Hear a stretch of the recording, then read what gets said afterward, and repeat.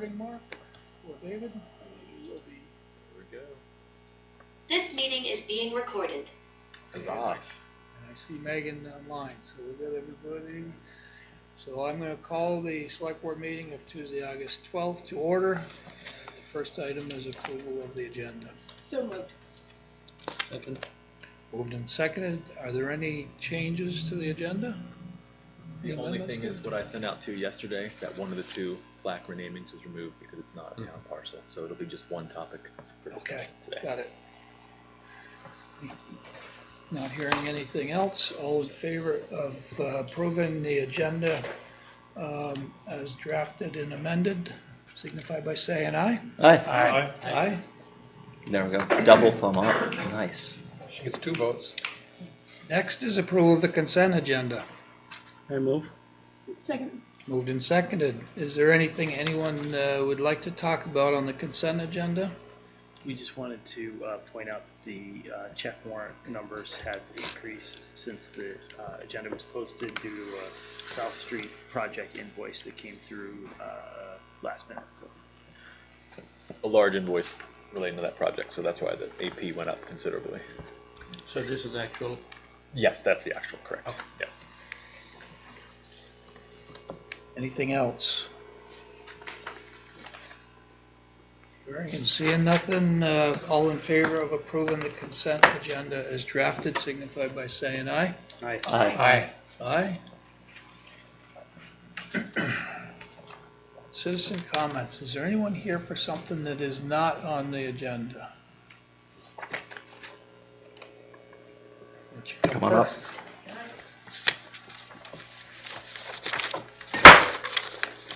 I'm Lisa Merman. I'm a resident on North Street. I'm coming representing the 6 houses that are on North Street. So this is my first time. If you want to give me any parameters, I have visuals and I have a signature from all of my neighbors here to back me on what I'm going to share with you. If you lived on a narrow street where the cars are just a few feet away from your front door with no sidewalks and no margin for error, you understand why we're here. I understand this isn't the first time that North Street has been on the agenda over the decades. But for our residents right now, it's an urgent safety issue. We're a 1-block residential street with 6 homes. There are no sidewalks. And the street is 15 to 16 feet at most in width, and our driveway and the parked cars on driveways are sitting 2 to 3 feet from the roadway, and the houses are just 6 to 10 feet away from the roadway.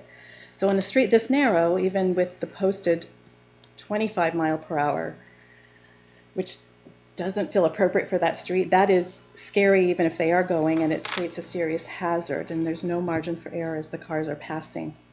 In the past months, the traffic volume and the speed have risen sharply as drivers are using our street as a cut-through. Our neighbor across the street, who's a college student, was mowing her lawn and she nearly got hit just a few days ago. And there's many anecdotes that every single one of my neighbors, as we collaborated and communicated on the subject, can share with you. But that to me is the most alarming. And she, with no sidewalks or buffer, the residents, the pets, and the visitors that we have, and even the people that have come to do work on our street have shared how at risk they are. Even one was building a stone wall this summer.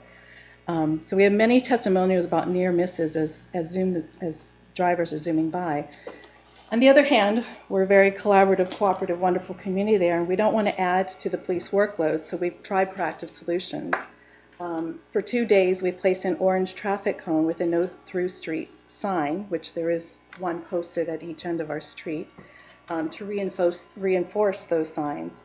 It was extremely effective. In fact, the traffic, all of us had an immense sense of relief because the cut-through stopped, the cost was minimal, but what we learned is without an ordinance, the posted signs have no legal force. So we're asking 2 things: an enforceable no-through traffic restriction for North Street, which is already posted as such, and number 2, support for seasonal traffic calming measures, the temporary speed bumps, from May through October, and I'll explain why just that time frame. but the ability to place the no through street cones on our private property those are the two traffic calming measures that we've already all collaboratively agreed to and want to ask for your support on. We're requesting this only from May through October, when our local residents are gardening, mowing, and when the pets are outside. And the guests of the Swift House, we love having them walk by, the bikers that come by.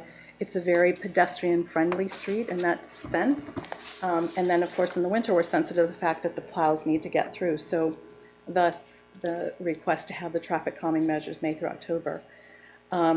Every single family on North Street has signed this petition, which I have to leave here with you. And this petition also states the legal grounds on which we're making our requests. One being that the town has the authority through the traffic lights and signs ordinance and charter that document empowers the select board to install and regulate official traffic control devices.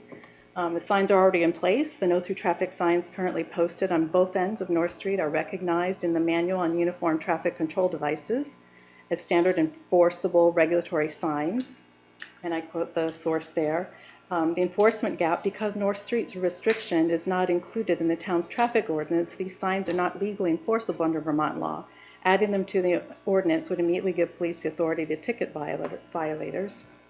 Again, that's not something that we want to tax the police with, but with these temporary controls, as Article 7 of the town ordinance authorizes, temporary controls for public safety, making seasonal measures such as cones or speed bumps fully permissible is what our request is. So, and then from a liability, the town has documented notice of the hazard, and failure to act could increase the municipal liability if an injury occurs. So this is every single resident. We have 6 houses, 1 North Street through 6 North Street. They're all signed here, and we also have the supporting pictures.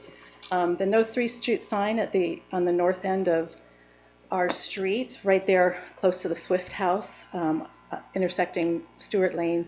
That No Through Street sign is actually 55 feet in from the curb, and so most people don't even know that it's there.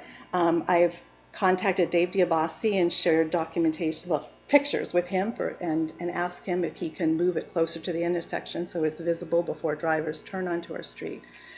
So we're not, in the essence, we're not asking for anything big, just the smallest, most cost-effective steps to protect our families during the months where we're outside the most. So you have the power to fix this with the stroke of a pen, and it costs almost nothing. And 2 days of the cones that we supplied at our own expense gave us our peace of mind back. So that's what we are asking for before we have an actual accident.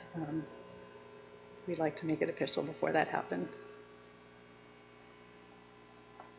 We have a little bit of a speeding problem, I think, and sometimes it's real, and sometimes when we send the police there to document it, we're not seeing it. I've heard about that on High Street, like yes. there's a perception versus reality. So I think, yeah, Well, I don't want to debate. Yeah. This isn't an open forum on this. Yeah. You're bringing an issue forward. I just want to let you know that we are aware of it. We've had complaints, Weybridge Street, South Street, lots of streets. So, yeah, and I've been talking to the police, the sergeant, and that too, to get more informed. So I am aware of that. And it started some time ago, and we've tried initially to invest in the signs that the speed monitoring signs that would flash, and that seemed to help for a little while. And we're not asking for signs collectively. We're just asking for an ordinance, and we're asking for the speed bumps. So I'm coming to this. Okay.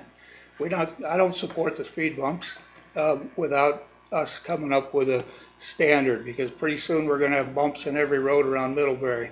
If we start saying, well, you got to, the neighbors, all you got to do is sign a petition and we're going to put a speed bump in. So what we're asking is to come up with some street standards that we would then apply through uniformly. And so we are working on it. I wouldn't say that we're going to do something tonight or, the next meeting. But we need to come up with a standard that we could then apply. And in kind of following what's going on in small town America, there are towns that are solving this with street design versus speed bumps. So you're not drilling into a road to secure a temporary speed bump and then, initiating early decay, but you're creating maybe choke points or different ways that we can do it. And so, Yeah, I'd love that. so that's what we're working on. Yeah. And we just met and talked about it. Okay, Was that Friday or Thursday? Thursday last week. Yeah, so it's on our like near-term objectives, but it's not gonna be a couple weeks. And if you could just hold with us, I do like the idea of bringing those signs closer to the start of the road. okay, I just was in Burlington, and I would have never gone down a road if the sign had been further to the end.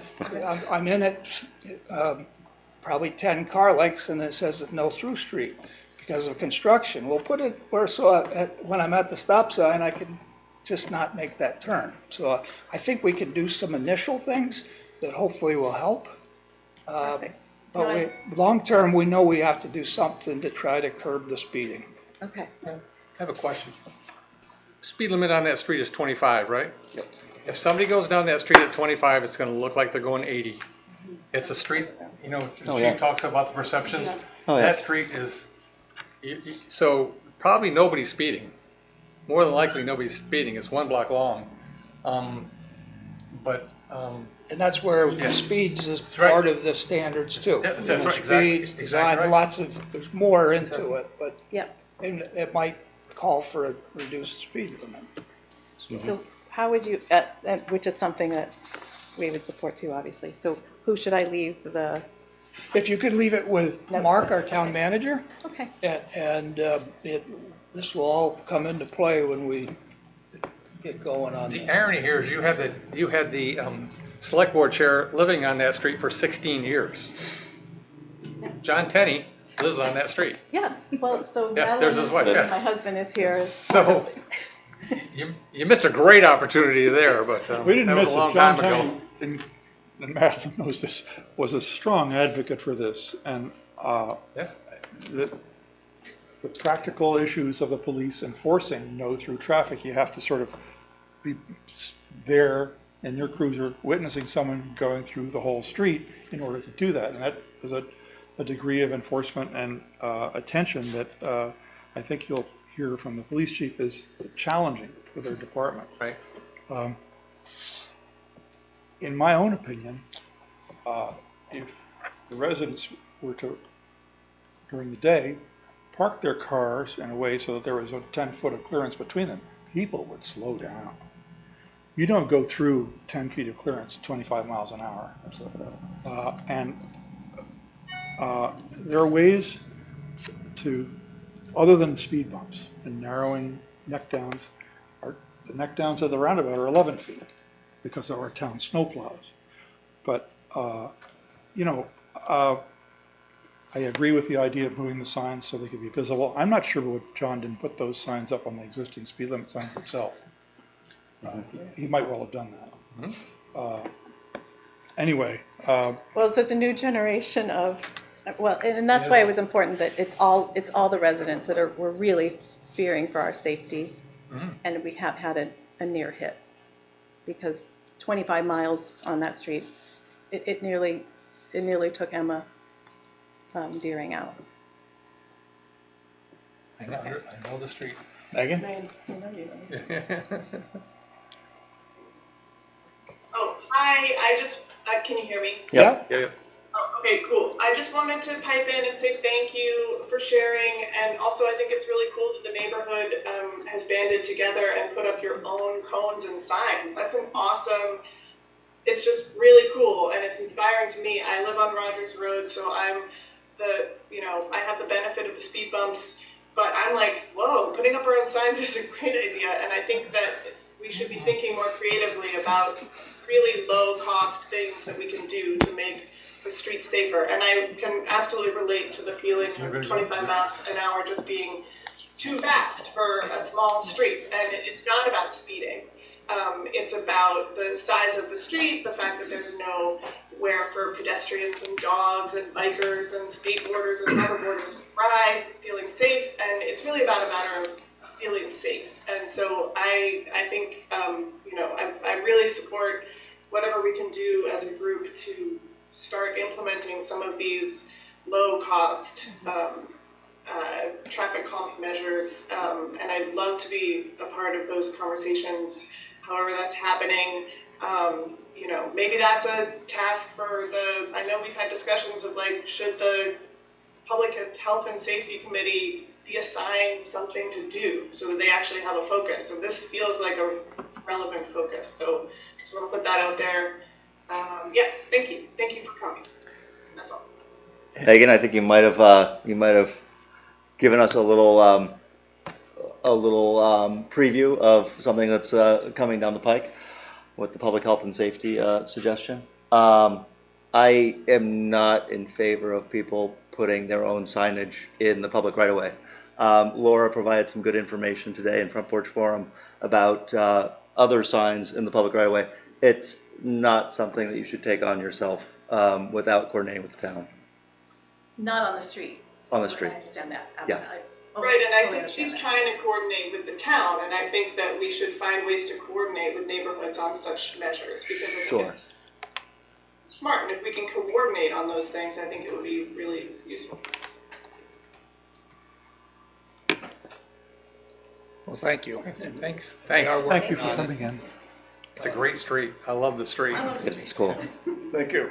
My name is Bruce Baker. My wife and I own 42 Main Street, and she has Sweet Cecily, and my workshop is downtown. I'm downtown a lot. I have two concerns. I promise to be brief.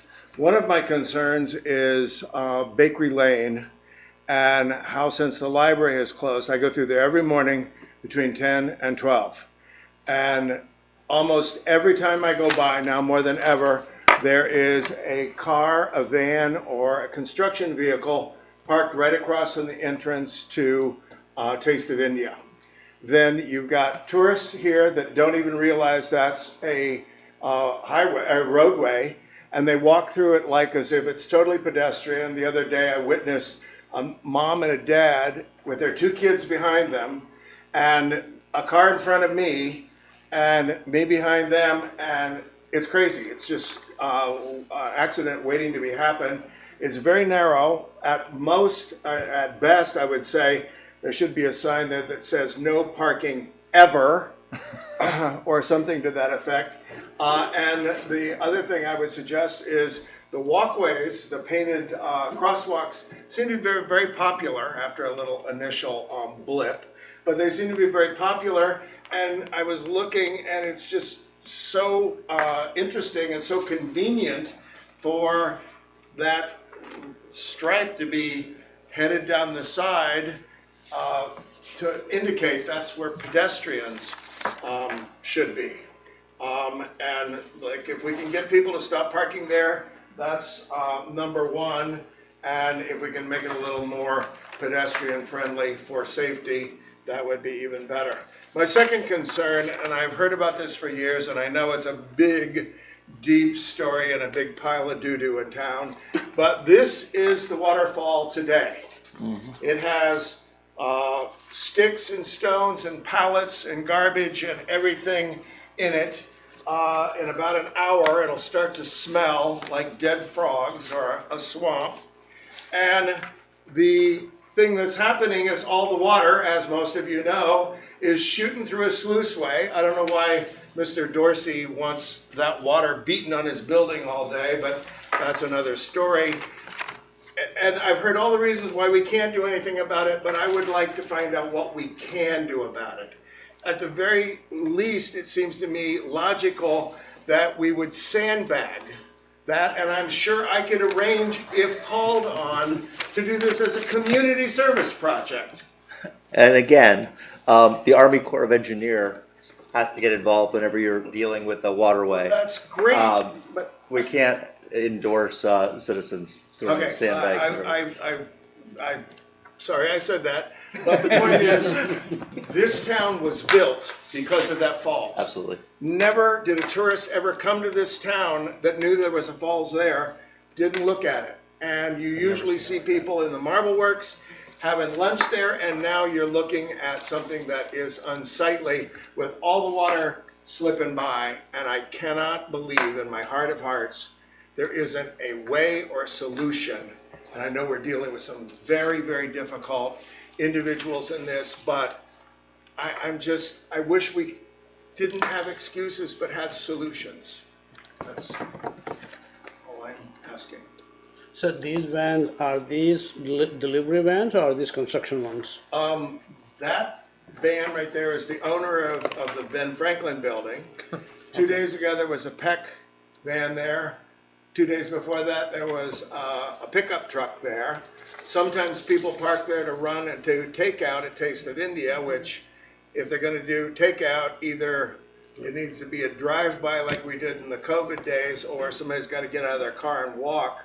But to neck that down, after a van is parked there, there literally is only about 12 feet for a vehicle and pedestrians. Does it calm traffic? What's that? Does the presence of the vehicle slow down through traffic? It necks it down to it slows it down for sure, but Thank you. people are walking there like a few days ago, because as I said, Monday through Friday, I go through there every single day. And this dude has on these earbuds walking down like as if he's like in Central Park or something, rather than on a roadway in Middlebury. Bruce makes a good point about depicting where you want them to walk. We have the design of the road for how we're going to have it following the library project. I wonder if we could paint a little sidewalk on the side to help drive that. I've had similar where people were not paying attention, and we haven't had an accident there, but that is walking right straight down the center. I made some notes and I'm happy to chat with Emily about the design for that project. Yeah, and that might keep people from parking off from that side, maybe a 15-minute load unload zone, but like we do on Merchants Row, but otherwise. On Mill Street, going past Stone Mill to the Frog Hollow parking lot, with the benefit of gravity, traffic, tends to move quite quickly through that area, and that's been a prior concern on a similar kind of street off of Main Street, where providing a designated walkway and doing something to calm traffic would be helpful.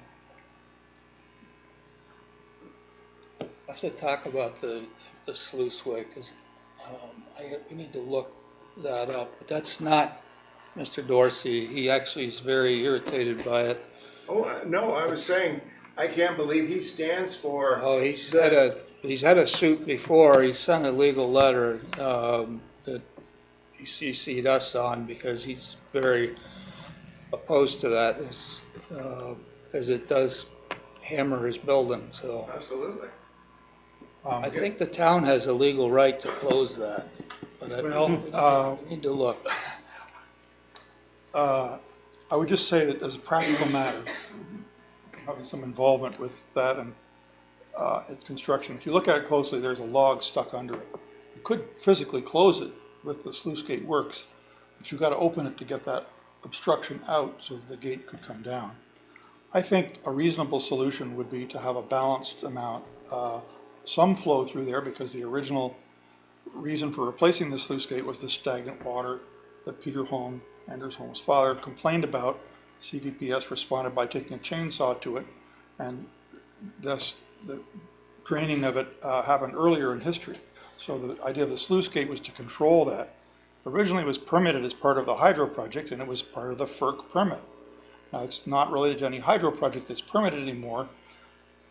I don't think that legal action is a productive, it would be a very costly way to go to try to force that. I think I'm not if you could find indicating someone who legal could action. negotiate I'm a thinking- reasonable balance, Yeah. so there could be some flow for that owner, Is- and some flow over the falls, I think. Is but there we a need to log find- stuck in there right now? Yeah, you look over the edge by the wheel. Send and- Fred, we need to send you in to negotiate.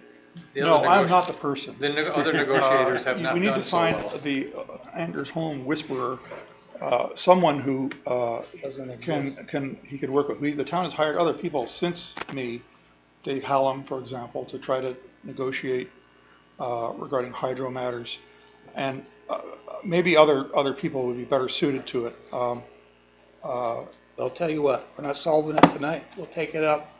We've got an agenda to take care of. Great, thank you for your time. Thanks, Bruce. Took my advice. The college managed to negotiate the Nobody ever the does Means that. property when no one else Put it could. in my Maybe they calendar can when we figure out really the, have the, Oh, we've been around and around there. okay. Kevin, Yeah. you must be Kevin Fox. Come on forward. So we're welcoming and introducing a new director of MALT. Yes, sir. Fantastic. All right.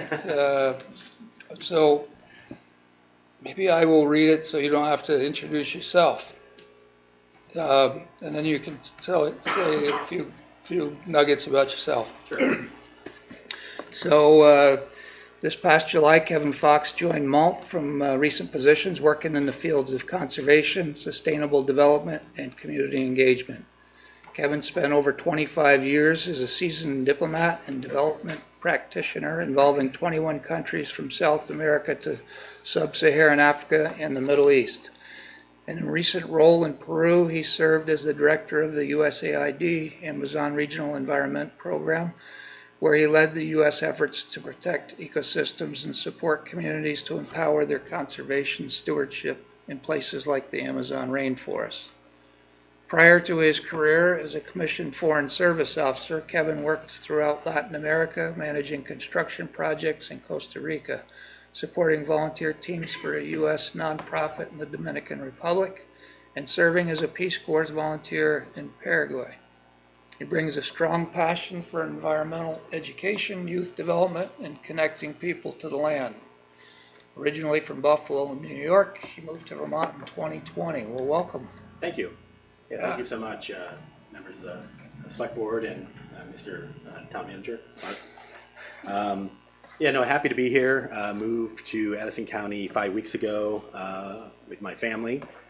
My wife, who will be working at the middle school, and then our two children, Fiona and Timothy, are 14 and 13 years old. And I just wanted to stop by and say hi to everyone here and introduce myself and present myself to you all. If you have any questions. I know we have MALT has a very long history of working in a very productive manner with the town of Middlebury. And so, my goal is to build on that tradition, strengthen our partnerships, and find new opportunities where MALT's mission and the town's priorities align. As you know, we manage around 30 miles of the trail around Middlebury, in addition to other bike trails in Addison County. We also have our education programs, conservation education programs, summer camps, and after-school programs, which are very popular among Middlebury residents and citizens of Addison County. And we want to continue to leverage our partnership with you all to kind of look for opportunities to expand collaborative nature between our two entities. And so anyway, I'm just overall looking forward to listening, learning, and working alongside you to keep Middlebury's natural spaces and community connections thriving. So don't want to take up too much of your time. I just wanted to say hi. I didn't want my first meeting with you all to be an ask. That's never a good thing. So hello, and thank you for allowing me to introduce myself today. Yeah, You perfect. think it'll be the second meeting you're going to ask? That's the second. How's funding look? Funding, well, we're a very small organization, and Right now we're going through, our board members prior to my arrival have developed a Vision 2040, where we really want to get ambitious in terms of how we work in Addison County on conservation, but on our trails around Middlebury. So to answer your question, over the next 4 to 6 months, we're going to be looking at a strategic plan, developing. That's a 15-year process to get to 2040, but we need to put steps in place over the next 3 years to really get things in order in kind of a organizational standpoint. Want to really professionalize the organization. Internally, we've got great staff, we've got great supporters throughout the community, and I think we have great donors as well.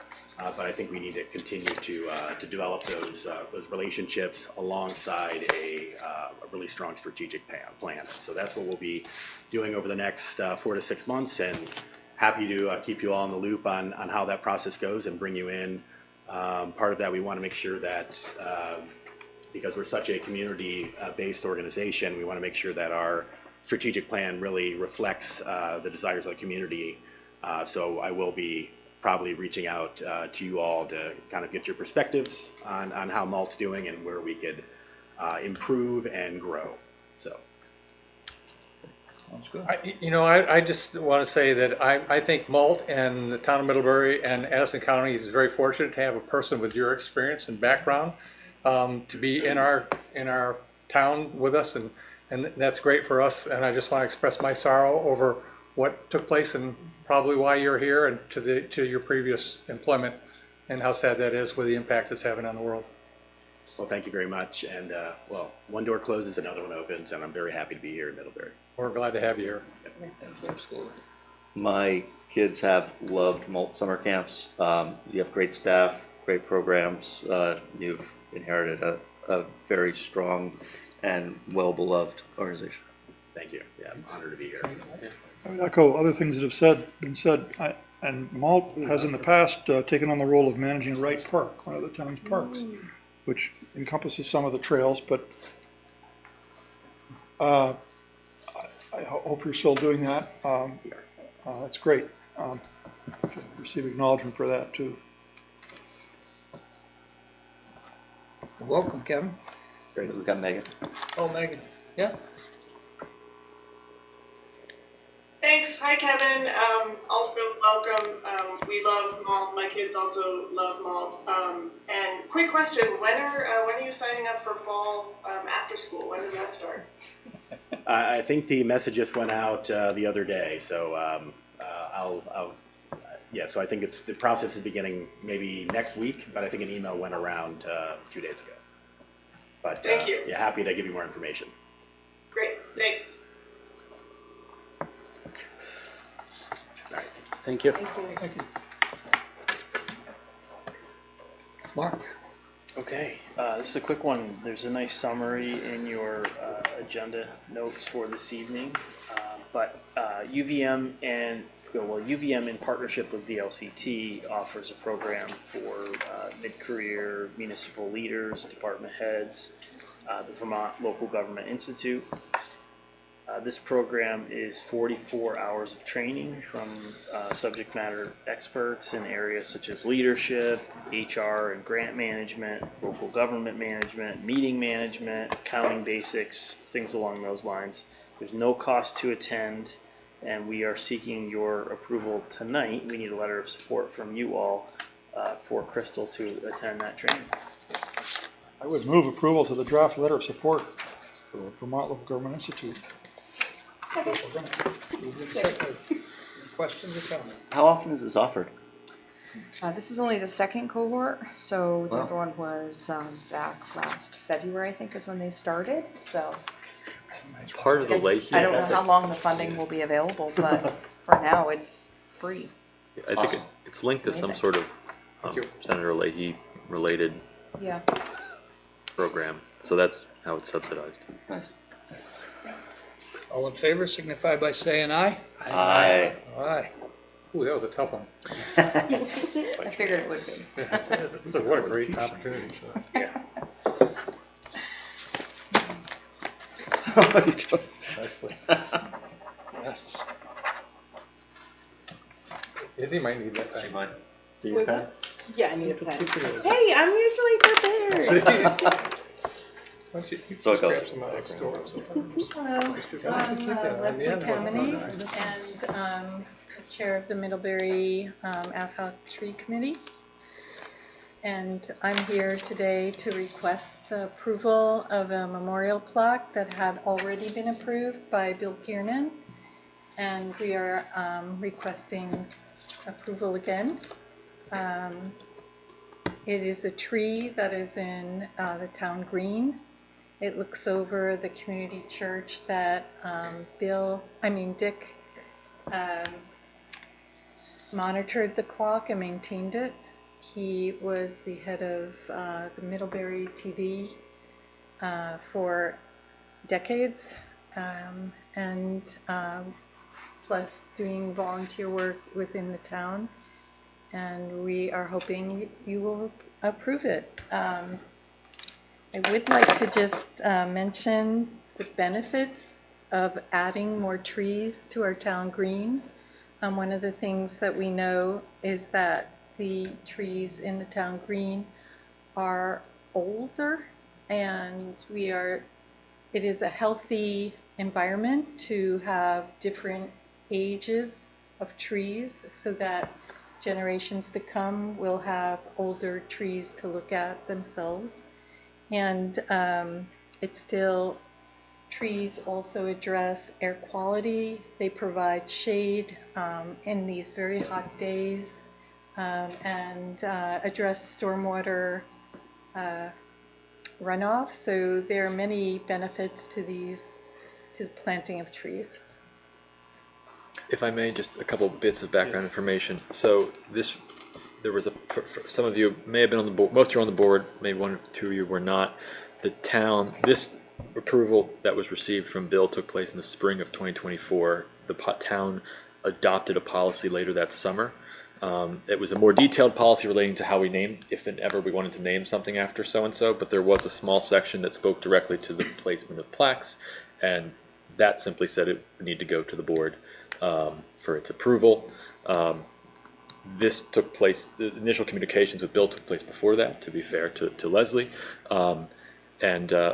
After it was communicated up to the manager's office, we asked that Leslie come and present this information to this group per that policy. So that's... I would move to approve the proposed placement of a memorial plaque for Dick Thodall in town green. Second. Moved and seconded. Any questions or comments? I have questions. So this is all within the policy. The only thing required is for us to approve it. The only quirk to this is that this process began prior to the adoption of the policy. Yes, I know that. Yeah. So, yes, the only thing in the policy for placing a memorial plaque.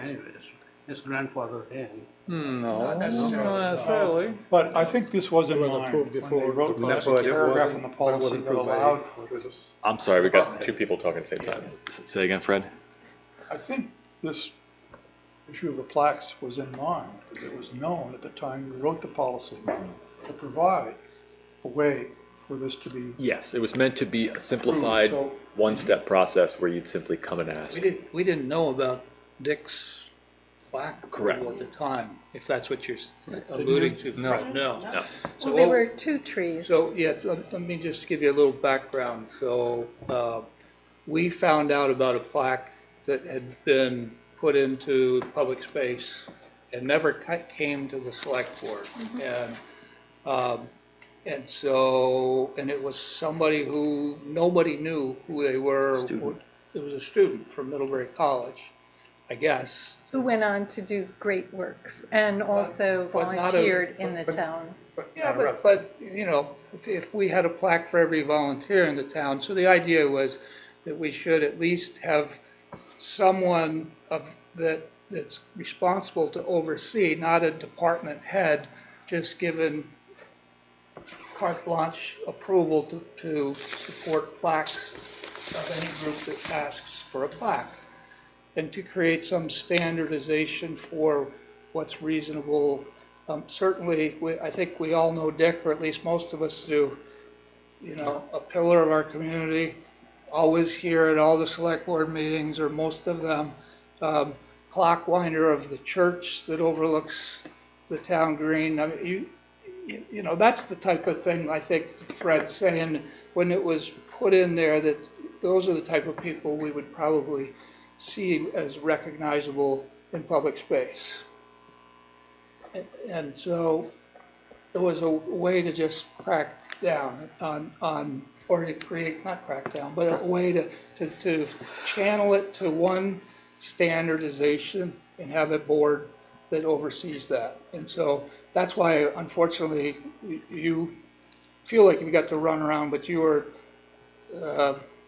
the kind of the case where that you had already gotten approval, nobody knew about it, and we wrote a policy, so now we have to abide by our policy. And frankly, more unfortunate is the one that had already put it there, and we don't feel it fulfills the intent of public plaques. So, Well, there are two reasons a memorial tree is important, and I would say that the two groups of people who were involved with planting the tree and having permission to put the plaque have gone through some emotional distress, because this is a celebration of someone's life, and they were not grandfathered in, even though they were given permission. And I would encourage the select board to think about, do we want all the members deciding who is worthy of a tree, or do we want to embrace in a good spirit memorial trees that are throughout the town? And maybe I encourage you to do that. We could be somewhat overwhelmed with that, but what we had suggested, the other individual that was recommended, we said it would be very appropriate to put one up on the campus of the college, and it's through them that this individual became such a great person. That person was unknown to this community, but not to the college. Yeah. So we recommended, and I don't know what happened, but we recommended. The college didn't support it. Yeah, see, so the college doesn't even support its own graduates, so we just, it's just. No, that's a different though. That person was very unknown. Nobody knew here, and Dick Thorell, everybody knows, and he deserved the plaque. So we agree on that. So I'm sorry. We're in a position where we have a very active and wonderful tree committee, and I think it's new for us. And so let us work through this. In this case, I sense it's going to be approved, but I don't feel like we can give it wide, give the leniency for anybody who wants to plant a tree and have a plaque. I would plant a few trees for my dad, and someday maybe for my mom, and I don't. We have to have control over what trees we plant where, and that's the tree committee that makes the design and recommendation and everything. And if somebody wants to fund a tree but not put a plaque, and fund the tree in the person's honor, I don't have a problem with that if it fulfills, they want to plant a tree to remember and be able to go and say, I planted this for your dad or whatever. I think that's fine. It's the creating plaques, and whose plaque is better than the next, and we don't have a standardized plaque. But I would welcome collaboration on finding the right approach for the town. I do have a problem with the two that were approved that are not being grandfathered in. When you have a director of public works giving you approval, I mean, how far are we supposed to? Well, he doesn't even have control over one of the places. So, I mean, people make mistakes, and unfortunately, that was a mistake to provide authorities to do something that's not really within their bounds to authorize. So, and it was an honest mistake. And let's at least solve one of them here. Are there any other questions on it? Megan has her. Yes, Megan. Thanks. I just have a question. I'm curious, does the tree committee itself have a policy for how, for who to, like, who gets a plaque or a tree? Like, I'm curious what the tree committee's process is. Because I think you do make a decent point that it is, somebody who is known to, it's subjective who is known to the community being a monolith, but the community is actually not really a monolith. There are several communities within our community, and I think it's important for the select board to have a policy, but I'm curious if the tree committee also has a policy. Just curious what your parameters are for taking on a plaque project. Yeah, we don't have a policy. What we have is a process, and our process had always been going to the Director of Public Works for placement of trees, and this just happened in that year that they were memorial trees, and so there is no process, but now there is. If you want the tree committee to be more involved, we certainly can be, but we guide people to the Department of Public Works at this point. Yeah, And now we'll send them to I mean, let's, I think it's fine to have memorial trees. It's when we put plaques up. That's when I think the select board wants to be involved. I think the tree committee plants trees. They plant trees, that's why I And we do said. plaques. Yeah. So the memorial stuff should come from us, through us. And you work with the director of public works to where to plant the trees. Mhm. And every year you get money to plant trees. So, and you're doing fabulous with that. I mean, it's just different. There are a different great places. many places in town where trees have been planted in recognition of volunteers. The pin oak across the street at the point of Cannon Park was planted by funds from the members of the Planning Commission in honor of the retirement of one of its chairs, John Barstow. But the plaque wasn't involved in that. That was part of the Cannon Park project. And the two elm trees that were in front of the library were also contributed by Planning Commission members. So there are a lot of places in town where contributions, your interest in supporting people who want trees planted can be done. It's the challenge of the plaques that is the issue. I support your efforts. I certainly support recognition of Dick Thodall, who was a close personal friend and someone I recruited to succeed me as clockwinder. And his 28 years at MCTV was amazing and certainly grew the organization. I would say, just to comment on the agenda notes, he didn't get it going.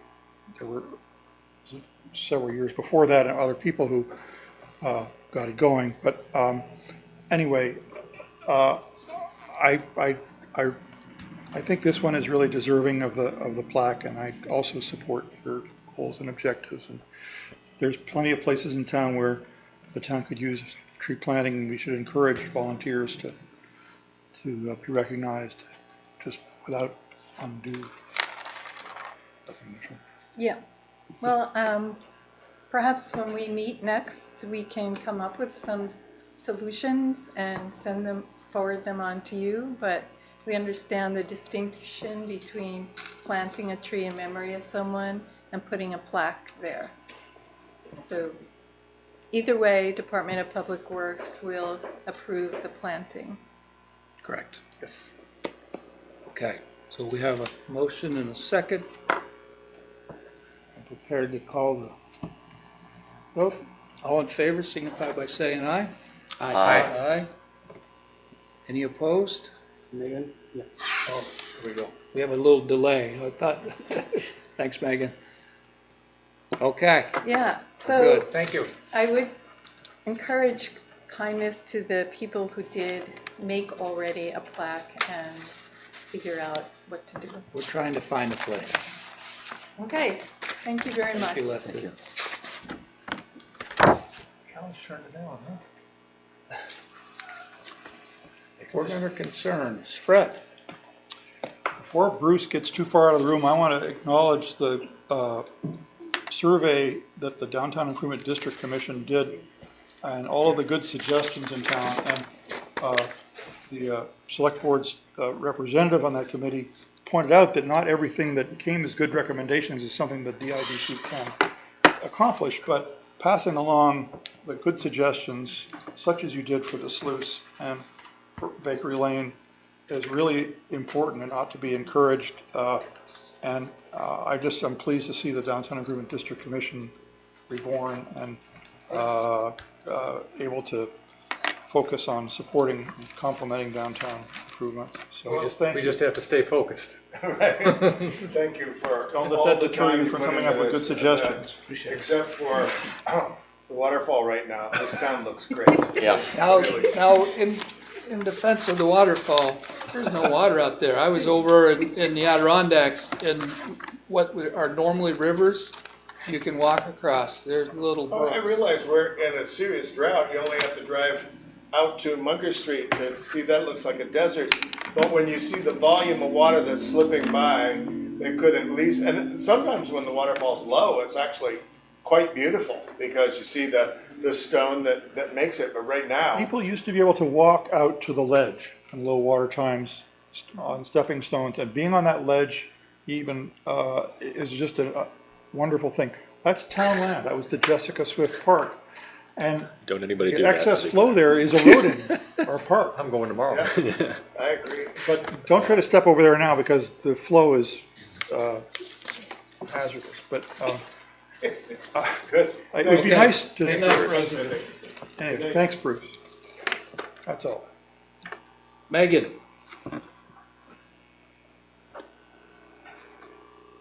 Yes, I can hear you. Yes. Board member. Board member concerns. Oh, we're already there? Holy moly. Yes, my concern is just that I'm on the Public Health and Safety Committee and I still feel sort of like I don't understand entirely what was resolved, like what decision we came to. I guess just that we will meet again if something is assigned to us. I just wanted to kind of confirm that. That's a Public Health and Safety Committee issue. I don't think it's before the Select Board. Well, 3 of us were at that meeting. Yes. I believe that was very much the sense of that meeting, and it is very much my hope that road standards are assigned by this board to that committee for them to work on with appropriate staff and third parties. Yes, thank you. I was going to say that. If that is how we're going, I agree that we should assign traffic calming road standards to.